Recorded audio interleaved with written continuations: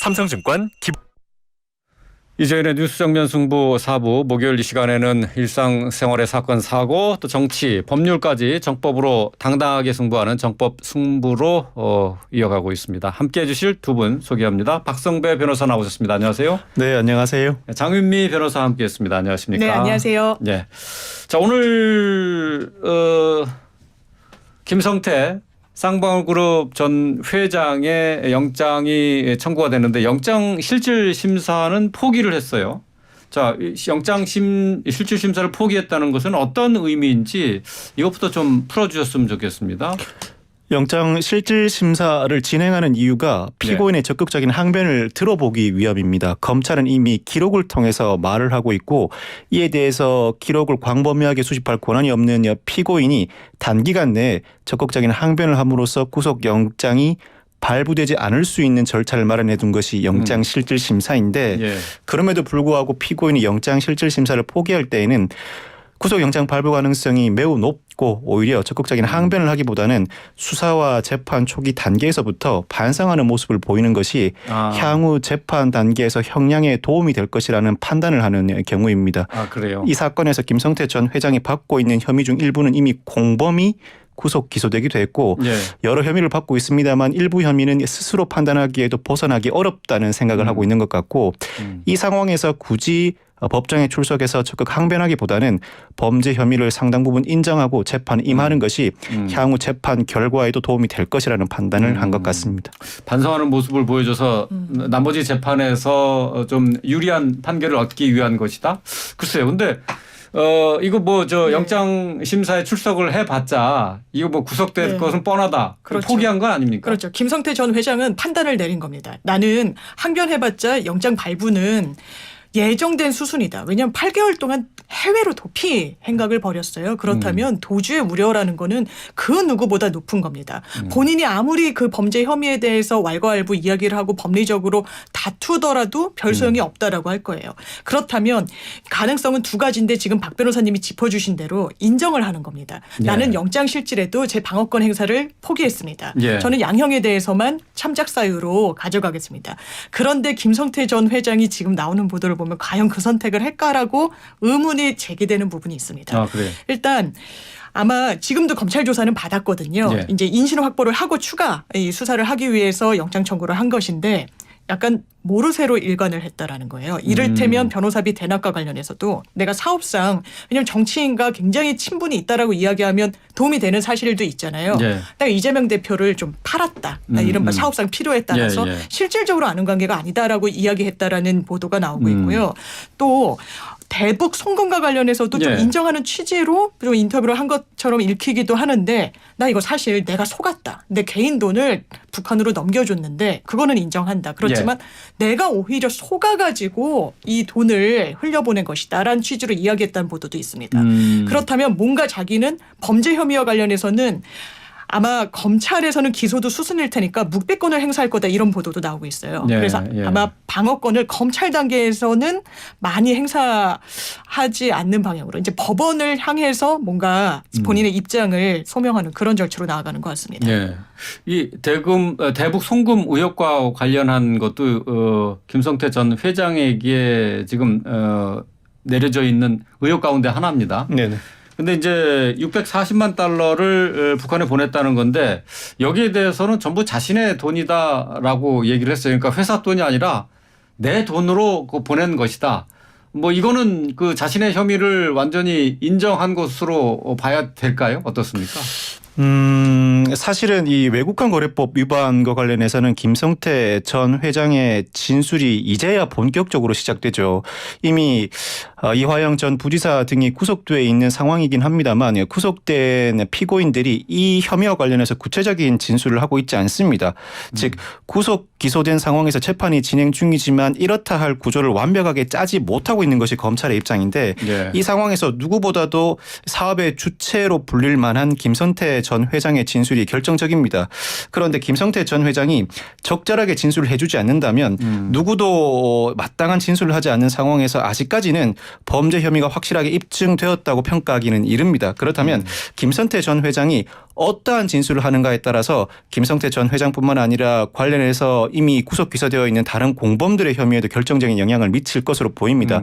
아마 검찰은 이미 구속 기소된 피고인들에 대해서는 이미 구속 기소된 상황이니까 재판 단계에 있는 피고인들은 적극적으로 수사를 할 수가 없습니다. 그렇다면 김성태 전 회장을 상대로 구속영장이 발부되면 10일 내지는 20일 동안에 외국환 거래법 위반도 집중적으로 관련 진술을 추궁해 나갈 것으로 보이고 그 과정에서 유의미한 진술이 나온다면 향후 구속 기소된 피고인들에 대한 재판 과정에서 그 진술을 현출하면서 유죄를 이끌어 나가는 전략을 쓰지 않을까 싶은 생각이 듭니다. 예.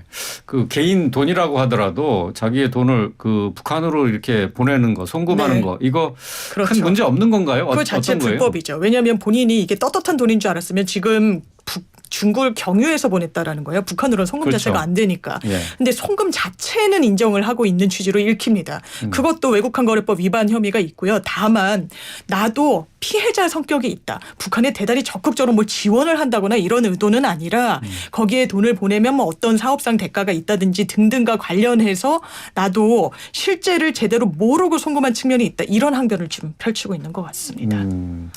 그러니까 북한에 송금했다는 것 자체가 죄가 되는 건 아닌 거예요? 아니 이게 보내는 거는 죄가 되고 보내지만 그 경위에 대해서는 뭔가 다투고자 하는 것 같습니다.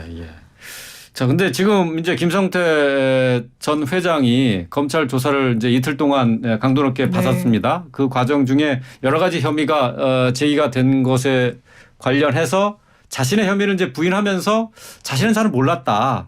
그렇게 하면서 얘기하는 것이 재경 총괄본부장이 알아서 했다. 맞습니다. 이런 식으로 지금 그 자신의 책임을 면하려고 하는 그 진술을 하고 있지 않습니까? 특히 변호사비 대납과 관련해서요. 김성태 전 회장이 국내로 압송이 되면 아주 실마리가 풀릴 거다라는 게 대체적인 전망이었습니다. 왜냐하면 본인이 경영 총책임자였어요. 그 당시에. 그렇다면 지금 검찰은 23억 원, 20억 원 정도를 변호사비로 줬다는 거기 때문에 그 흐름을 발언을 통해서 진술을 통해서 좀 메워나가고자 했을 겁니다. 그런데 지금은 나는 모른다. 오히려 돈의 흐름을 계속 관리했던 건 지금 태국에서 소송 중인 국내 송환에 대해서 다투고 있는 당시 쌍방울 금고지기 역할을 했던 사람이다라고 책임을 좀 미루고 있는 것으로 보입니다. 그렇군요. 성남FC 불법 후원금 의혹과 관련해서 이재명 대표가 지난 10일에 검찰에 나가서 조사를 받았습니다. 나가서 검찰 질문을 받았을 때 A4 용지 6장 분량의 진술서를 제출한 뒤에 서면 진술서 내용으로 가름한다 하는 식의 답변을 했다고 하는데 이 서면 진술서 내용을 이재명 대표가 어제 직접 공개를 했죠. 자, 이 내용을 좀 한번 살펴보도록 하겠습니다. 여기 이 내용 가운데 성남FC에 들어간 돈들은 후원금이 아니라 광고비다. 이렇게 얘기를 했거든요. 후원금과 광고비 어떤 차이가 있는 겁니까? 이 부분 주장은 앞서 이재명 대표가 검찰에 출석하기 직전에 그러니까 민주당이 내놓은 공식 자료에도 포함되어 있는 내용 같습니다. 후원금과 광고비는 언뜻 보기에는 본질적인 차이가 없어 보입니다만 후원금은 후원을 하는 기업이 일정한 대가를 바라고 후원을 했을 가능성도 내포되어 있는 개념입니다. 즉 돈을 줄 때는 그만한 이유가 있다는 내용도 내포되어 있을 가능성도 있습니다. 후원금이 대가성이 있다라는 그런 의미가 포함되어 있다는 말인가요? 포함되어 있을 수 있다는 의미죠. 그렇지만 광고비는 단순히 성남FC 활동을 하고 있는 각종 스폰서나 아니면 플레이를 하고 있는 개인 플레이어들 옷에 로고가 새겨지지 않습니까? 그 광고 효과를 통해서 충분히 이익을 얻기 때문에 광고비는 광고비를 지급하면 광고 효과를 얻는 데 그치지 다른 어떠한 대가 관계가 결부될 여지가 상당히 적죠. 따라서 후원금과 광고비는 같은 돈을 납부한다고 하더라도 또 다른 대가 관계가 결부될 수 있을지 여부가 달라지는 것입니다. 이에 따라서 검찰은 후원금 내지는 광고비라는 표현을 쓰는 반면에 이재명 대표는 후원금이 아니다. 광고비였고 그 광고비에 대한 대가로 광고 효과도 충분히 누릴 수 있게 조치를 취해 주었다. 어떠한 대가도 결부되지 않았다는 취지의 항변을 하고 있는 것입니다. 그런데 일각에서는 이제 이 후원금을 냈다고 하는 두산이나 네이버 같은 경우에 선수들의 유니폼에 이 두산이나 네이버 이 기업의 로고가 부착된 적이 없지 않느냐 이렇게 얘기를 하고 있어요.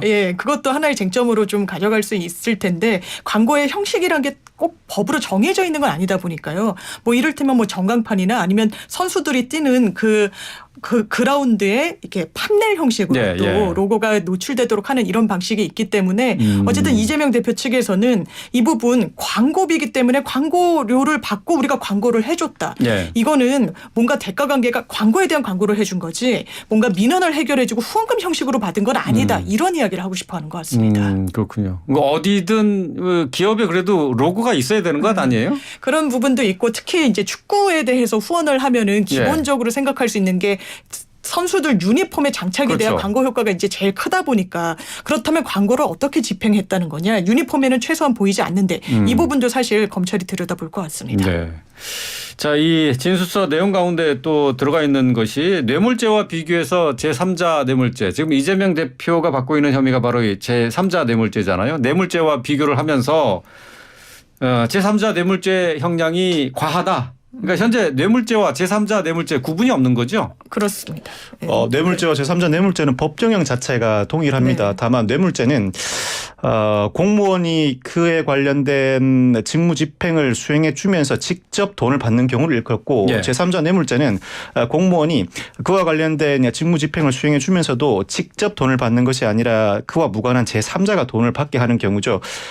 분명히 그 유형 자체가 다름에도 불구하고 법정형이 동일한다. 이 자체가 부당하다고 느낄 수도 있을 것 같습니다. 다만 제3자 뇌물죄는 부정한 청탁이라는 요건이 하나 더 추가되어 있죠. 즉 돈을 공여하는 측이나 직무 집행의 대가를 내세우는 양측이 돈을 지급하면 그 대가로 어떠한 직무 집행을 해준다는 대한 공통의 인식 내지는 양해가 있어야 한다는 부정한 청탁의 요건이 결부되어 있는데 통상 유사하지만 법정형이 다르다 내지는 동일하다고 한다면 또 다른 범죄에 대해서는 그 요건이 부과되어 있는 경우가 많습니다. 즉 뇌물죄보다는 제3자 뇌물죄가 얼핏 그 죄질이 가벼워 보임에도 불구하고 법정형이 동일할 때에는 또 다른 요건을 결부시켜야 위헌성 시비를 피해 나갈 수가 있습니다. 아마 이 부분을 적극적으로 문제로 삼는다면 언뜻 위헌성 문제가 일지 않을 것으로 보입니다만 아마 이재명 대표가 기소될 경우에 법원에 위헌법률 심판 제청 신청을 할 가능성도 남아 있을 것 같습니다. 이 태도가 그대로 유지된다면 그렇다면 형사재판 과정에서 이 제3자 뇌물죄의 법정형에 대해서 위헌법률 심판 제청 신청을 하고 만약 재판부가 받아들인다면 헌법재판소에서 심리가 이루어지고 헌법재판소에서 심리가 이루어지는 기간 동안에는 재판이 정지돼 버립니다. 만약 안 받아들이면 헌법 소원을 제기하게 될 텐데 헌법 소원을 제기하는 절차는 사실 재판 진행 절차와 무관합니다. 재판부는 헌법 소원 심판 청구와 무관하게 재판을 그대로 진행하게 될 텐데 이 부분 법정형과 관련된 논란은 앞으로 남아 있을 수 있습니다만 이재명 대표가 그와 같은 전략을 선택할지는 두고 봐야 할 것 같습니다. 그 전략을 선택할 경우에는 시간이 상당 부분 지체되기 때문에 정치적 현안에서는 또 불리한 입장에 처할 수도 있을 것 같습니다. 이재명 대표가 줄곧 주장하는 게 나는 돈을 받은 게 한 푼도 없다 하는 거잖아요. 그러니까 맞습니다. 직접 뇌물을 받은 사람하고 내가 직접 돈을 받은 것도 없는데 왜 똑같은 형량을 적용받는 제3자 뇌물죄를 받느냐. 뭐 여기에 대한 항변인 것 같아요. 그런데 법조계에서 제3자 뇌물죄의 형량이 과하다 이런 공감대도 있습니까? 이게 그런 부분이 있습니다. 말씀 주신 것처럼 내가 직접 뇌물을 받는 것과 제3자가 뇌물을 받도록 하는 것이 법적 평가를 동일하게 하잖아요. 그렇다면 좀 부당해 보이는 측면이 있지 않습니까? 직접 받는 게 훨씬 나빠 보이니까요. 근데 법정형이 동일합니다. 그래서 제3자 뇌물과 관련해서 판례가 어떻게 설시를 하고 있느냐. 본인이 직접 뇌물을 수수한 경우와 법적 평가가 동일해야 된다라고 이야기를 하고 있습니다. 그냥 법정형이 동일하니까요. 이 비난 가능성 여부가 동일해야 된다라는 겁니다. 그러니까 이재명 대표로서는 법리적으로 따졌을 때 그렇다면 성남FC 후원 대가로 받았다고 치자. 그렇다면 내가 얻은 이익이란 게 과연 무엇이겠느냐라고 검찰에 반문하고 있는 겁니다. 검찰도 그것과 관련한 질문을 받았을 때는 정치적 이득을 얻지 않았느냐. 실제로 본인이 언론 인터뷰에서 그런 취지로 이야기를 하기도 했고 그것이 대선 주자로 가는 데까지도 성남시 시정을 잘 운영했다는 점 사실상 자산이 되지 않았느냐라고 하는데 그러기에는 얻었다는 이익 자체가 상당히 좀 추상적인 부분이 검찰이 넘어야 될 산인 것 같습니다. 그렇군요. 그러니까 지금 뭐 제3자 뇌물죄나 또는 직접 자기가 뇌물을 받은 뇌물죄나 똑같이 법리적으로 또 형량이 똑같은 것은 그만큼 부패 범죄를 똑같이 맞습니다. 본다는 그런 얘기네요. 네. 예. 알겠습니다. 자, 어제 이재명 대표가 자신의 그 진술서 내용을 공개했는데 그 내용 좀 살펴봤고요. 또 어제 이제 국정원과 경찰이 민주노총 본부에 대한 대대적인 압수수색을 실시를 했는데 이 내용도 좀 살펴보겠습니다. 어제 있었던 압수수색은 최근에 이제 방첩기관이 수사해온 제주와 창원을 비롯한 이른바 북한 간첩단 지하조직 사건과 관련된 것으로 이렇게 알려졌는데요. 장윤미 변호사님이 정확히 어떤 의혹이 지금 걸려 있는 건지 설명을 좀 해 주시죠. 일단 민주노총 압수수색과 관련해서는 수사선상에 오른 사람이 4명입니다. 네. 전현직 간부라고 하는데 3명이 민주노총의 전현직 간부라고요 하고요. 1명은 제주 지역의 활동가라고 하는데 일단 4명이 받고 있는 혐의는 동남아 등지에서 북한 공작원과 접촉을 해서 지령을 받고 이적 활동을 국내에서 하고 대한민국의 어떤 상황을 북한에 보고하고 동향 보고서 같은 것을 올렸다라는 내용입니다. 그 부분과 관련해서 민주노총에 대한 압수수색이 단행이 됐는데 사실 국가보안법 위반으로 민주노총 본사가 그러니까 본 사무실이 압수수색 대상이 된 거는 사실상 처음 있는 일이고요. 이 부분과 관련해서 민주노총 이 본사와 관련된 이 수사선상에 오른 사람 1명인데 출동한 경찰은 700명이었다. 소방 인력까지 동원됐다. 과도하다. 반박하고 있습니다. 말씀하신 것처럼 압수수색에 이제 수백 명의 경찰, 소방차가 동원이 됐는데 여기에 대해서 이제 과잉 수사다라는 지적을 하는 민주노총의 입장입니다. 과잉 수사 해당되는 얘기인가요? 경찰 700여 명이 인근에 배치되고 소방당국이 만일을 대비해서 에어매트를 설치한 상황이라고 하는데 통상 압수수색에는 실제로 압수수색을 집행하는 담당자는 많아봐야 10명 정도입니다. 그런데 이 사건에서도 아마 국정원과 경찰은 민주노총 본부를 국가보안법 위반 혐의로 압수수색하는 경우가 처음이다 보니까 강력한 반발에 직면할 것이다. 정상적인 압수수색이 이루어지지 않을 경우를 대비해서 많은 인력을 동원한 것 같고 서로 충돌하는 과정에서 불상사가 발생할 수 있으니 많은 인력을 배치해 둔 것 같습니다. 아마 다른 사건과 마찬가지로 이 사건에서도 실질적으로 압수수색을 담당하는 담당자는 많아봐야 10명 정도에 그치지 않았을까 싶은 생각이 듭니다. 과잉 수사인지 아닌지는 결국은 혐의 입증 여부에 달려 있을 것 같은데 과잉 수사라고 반발하는 것도 물론 민주노총 입장에서는 이해가 됩니다만 결국 압수수색이 적절하게 이루어지도록 통제하는 역할도 해야 합니다. 즉 최근에는 법원이 압수수색의 적법성을 유효적절하게 통제하기 위한 각종 수단을 강구하고 있습니다. 어제 압수수색이 이루어질 때 국가보안법 위반 혐의와 무관한 자료가 전달되는 상황을 방지하기 위해서 적극 항변을 하여야 할 필요가 있고 향후에 압수수색한 자료에 대해서 디지털 포렌식 절차를 거친다면 그 과정에서도 적극 항변함으로써 압수수색의 목적과 무관한 자료가 수사기관에 넘어감으로써 향후 다른 용도에 사용될 경우를 막아야 하고 그와 같은 항변이 적극적으로 기재되어 있다면 향후 재판 진행 단계에서 절차 위반으로 무죄가 선고될 가능성도 있습니다. 이와 같이 법적으로 보장된 권리를 적극적으로 활용한다면 과잉 수사는 상당 부분 저지할 수 있고 그 과정을 거쳐서 혐의가 입증되지 않는다면 그때는 실제로 과잉 수사라는 평가가 온당하게 이루어질 수 있겠죠. 그렇군요. 지금 이제 어제 민주노총의 압수수색과 관련된 얘기를 나누고 있는데 간첩 혐의를 받고 있는 민주노총 관련 인사는 현재까지 4명입니다. 해외에서 이제 북측 공작원에게 포섭이 돼서 공작금을 받았고 이걸로 국내에서 지하 조직을 구축했다는 그런 혐의를 받고 있는 건데요. 근데 이 핵심 간부의 북한 공작원 접촉 사실은 2017년에 이게 확인이 됐는데 지금 본격적인 수사는 6년이 지난 뒤에야 하고 있다라는 지적이 나오고 있어요. 그렇습니다. 사실 그렇기 때문에 일단 2018년도에 남북 정상회담이 열리고 해서 국정원 분위기도 어떤 간첩 수사와 관련해서는 적극적으로 하지 않았기 때문에 못했던 거다라는 게 지금 국정원에서 이야기를 하는 부분인 거고요.